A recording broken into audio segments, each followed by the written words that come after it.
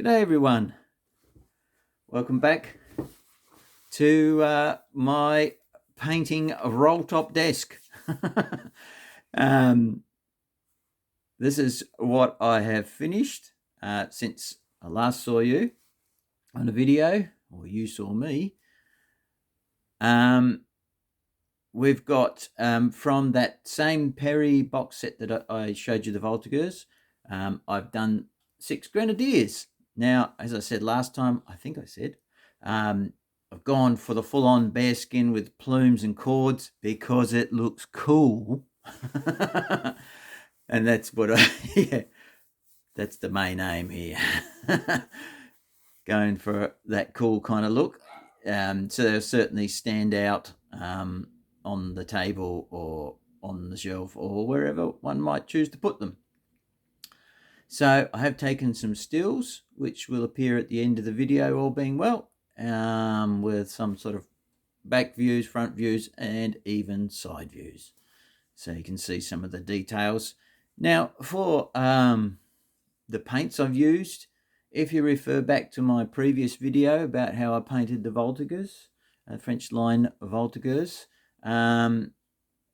the same paints were basically used.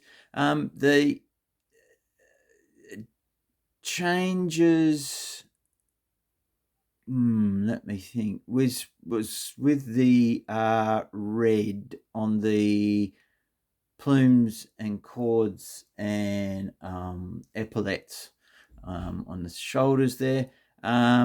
Now, as I said before in the previous video, for the facing red, I used blood red from Reaper, but this time I started on the plumes and cords, etc., with just for blocking in purposes.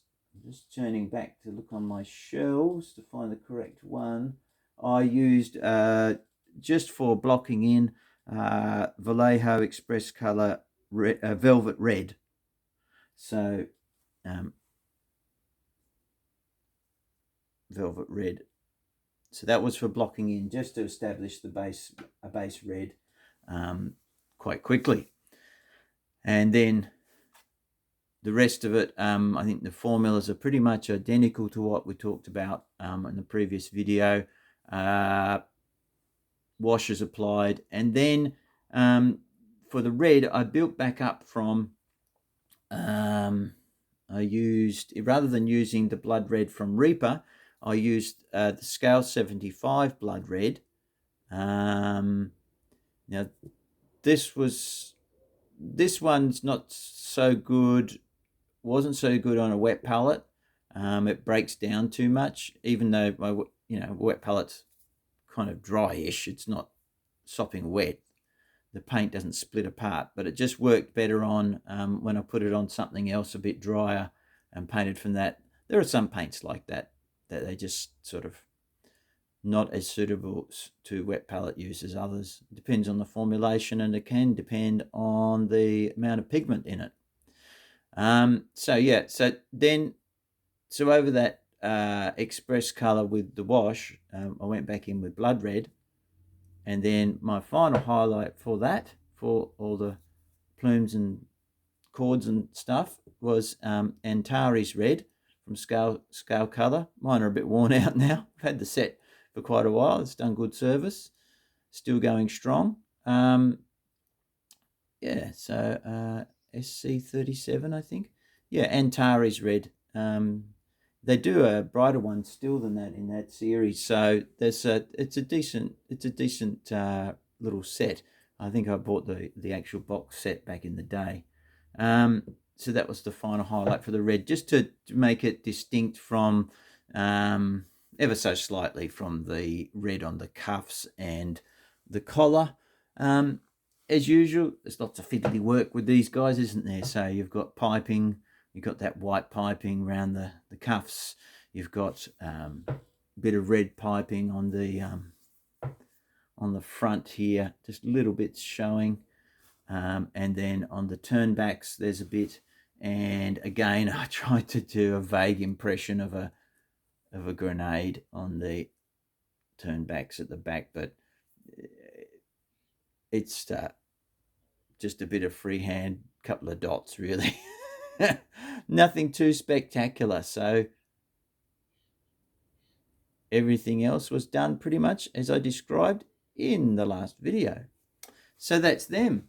And I'm pretty chuffed with how they turned out. I've started to build, or I have built, the next 6 figures from this box set. So Fusiliers, going to do some Fusiliers. Just going to try and mix up the look a bit. I might, I'm going to have some bear heads. One in a, what do they call that? That forage cap bonnet, the bonnet de police, is it? Is that what they call it? Yeah. Just so that it looks interesting and different, and simplify them down a bit by, if they haven't, I've got them over here to one side behind me, what I'm doing next. So what I might do is pause the video and then just bring these figures up to show you what I'm working on next, just for interest's sake. Back soon. Okay, and we are back. Right, so let's have a look. What you can see in front of you is what I've built next. Let's focus in on these next 6 guys. 2 on the much simpler poses. They're all kind of like in a marching kind of pose. Also, to make it perhaps a little bit simpler, I've gone for covered shakos. So we've got 4 covered shakos, and they're all, and it should be easy to paint also because the front of the stance is quite open, because it can be even more fiddly, as you're probably aware, when a pose has, say, the musket across their body, because it's difficult to get in to all these straps and whatnot, paint those things in. So hopefully that'll be a little bit easier in that regard. So a lot simpler, but they're just marching along. So there'll probably be some more like that. I'll try and vary them up with different heads if I can. I've had a bit of a scrounge in the spare parts box. I think I may have found 1 or 2 other heads that are actually from other plastic sets by the Perrys, I think. So we'll see how they go. This chap's going to be in the bonnet. This chap, he's got his shako off, and we've got a covered shako just sort of hanging off his backpack there. So I'll try and do something similar, probably on another figure as well, one of the other groups of 6, and these are all very straightforward. Now the last 2 aren't on 20mm round bases because I've run out of 20mm. I got loads of 25mm round bases, but I ran out of 20mm bases. So we had Australian Father's Day here, which is on the first Sunday in September here in Australia and New Zealand. I know it's weird, it's different than UK and the USA. My son gave me a gift voucher to Gap Games on the mainland, which is a really cool game store that has a lot of different stock at pretty reasonable prices. I've had things from them before, from time to time.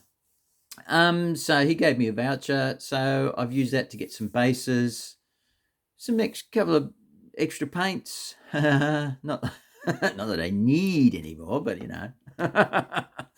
And some tufts of a particular sort that I was running low on, and I didn't have any money to put together like an order to Leadbear's tufts at the moment. That hopefully at some stage I'll have some loot to so I can get an order in for that, because I'm running low on some of those. But using up what I've got at the moment. So so some 20mm round bases, just those Grenadiers ones. They'll probably be slightly thinner than these, because these are, I think these are from war bases. These are probably the 2mm MDF.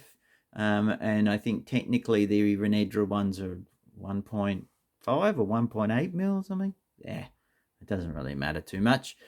So yes, waiting for a pack of 64, I think you get, so to come, so I can have more bases to finish the box. And I think I've still got plenty of cavalry bases, because I've got quite a bit of cavalry as well, both more hussars and a box of British light dragoons in the Tarleton helmets, which should be pretty cool. So that's them for that project. So if we move them aside, what you can see behind them are some Woodland Indians. Now these are interesting. I've painted quite a lot of Woodland Indians over the years. Crucible Crush was one of the ranges I painted a lot of, but I painted from other ranges as well. Now these are new to me. These are one of the latest waves of figures, I believe, for musket and tomahawks. If I can just get focus to focus in, there we go. Now I think these are they're wave 4 or something. Anyway, it looks like, because I get like I'm sure a lot of you do, the North Star newsletter, and they seem to have got the services of a new sculptor, or they've bought some sculpts off a new sculptor who does probably more realistically proportioned figures, slightly more slender like these. And I've seen a few of those popping through in some of their ranges, and it looks like these are from him as well. Probably the earlier in Woodland Indians in muskets and tomahawks North Star range are probably slightly chunkier. These guys are quite a slender and very realistic looking build, nice metal casts, not too much cleanup, just a little, but not too much. So yeah, I've got them on 25mm rounds. Now these are for a mate up in Queensland, so I'll be dipping in and doing a bit for him as well. So I thought, well, I'll try these first. They look pretty cool. So, and we've got reference, we've got the pictures. There's some nice painted examples. So they always have such lovely painted examples on the North Star website, because they have some cracking painters, not least of whom is Kevin Dallimore, the legend. And he just seems to get better with age, his work. And a bunch of other guys, Dave Andrews maybe, a host of other fantastic UK painters that they have to do stuff for them. So I've got some great examples there. I've got a reference book here, and plus there's I've got a heap of photos of figures I've painted before, and hopefully I've still got my notes that tell me the formula I used to paint Native American flesh colors, which you probably can appreciate are slightly different than the European ones, but not too drastically so, but they are different enough.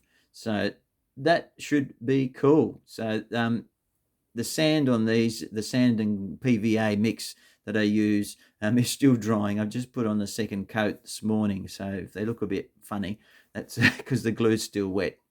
So I've been handling them a bit gingerly. Now these are Rubicon bases they have a slight lip at the top, so you've got to kind of fill it in a bit as well. Yeah, so I use very fine, sharp, what we call in Australia paving sand, and I bought a bag of it, big bag, and it can either be used out in the garden, or I just decant it into a plastic container, and it's super fine. It's excellent. Very cheap way of buying basing sand when you consider how far it will go. So that's what I'm up to, and what I have been up to, and hopefully what I will be getting up to. So I next plan is once this basing sand PVA mix has dried sufficiently, I will dust them off with a brush carefully, and just make sure there's no more sand sticking to the figure, and then they can get undercoated. I may wait for those other two Frenchmen. I don't know. Yeah, they might all get an undercoat anyway. Rather than waiting for the base, we'll stick them down once they arrive.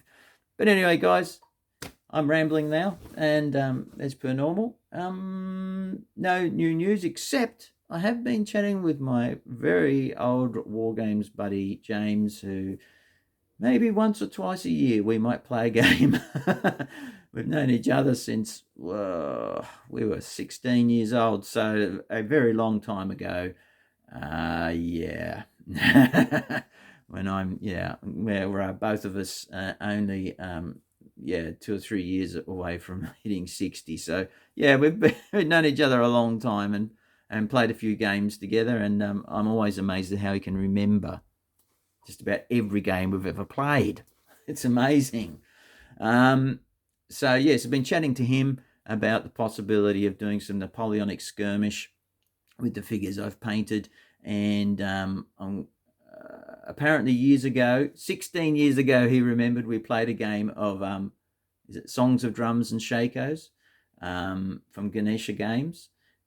So that sounds like a pretty good candidate to wheel out. I'm really bad at remembering rules, and we both of us probably don't want anything complicated. So who knows? Stay tuned. We may get a game in. No promises about filming it, that's for sure. But you never know. It might take some snaps, and who knows? We've only just started emailing each other about it, so it might take a while to actually eventuate. But yeah, that's positive. All right, guys. Thanks for watching this far, and I hope you enjoy the stills afterwards. If you've got any questions, as always, leave them in the comments below, and I do endeavour to either just reply with a thank you or how I appreciate what you've said, and also to try and answer any questions you have. Remember not to leave them too long to ask them, because in a lot of cases I don't make notes and I might forget what I used. But please do refer back to the previous videos if you're wondering about what colours I use for these Napoleonic miniatures. All right, guys, all the best, and I'll catch you in the next one. Bye for now.